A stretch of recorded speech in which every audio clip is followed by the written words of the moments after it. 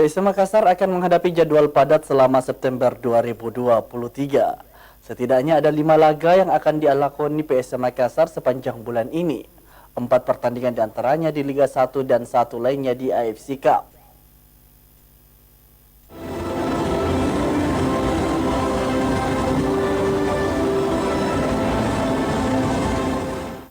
Pada laga pertama, PSM Makassar akan menghadapi PSS Sleman dalam lanjutan pekan ke-11 Liga 1 di Stadion Maguwo Harjo Minggu 3 September mendatang.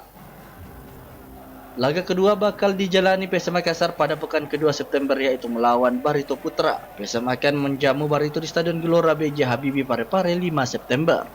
Setelah melawan Barito Putra, PSM Makassar akan melakoni laga penyisihan grup Piala AFC melawan Haipo di Lechtrai Stadium Vietnam pada 21 September 2023. 3 hari berselang, PSM Makassar akan melawan Borneo FC di pekan ke-13 Liga 1. Sementara pertandingan terakhir PSM Makassar di bulan ini yakni menghadapi PSIS Semarang pada tanggal 29 September mendatang.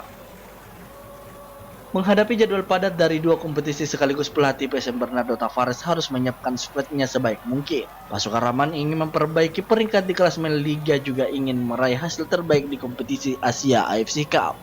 Wahyu Saputra, Celebes TV.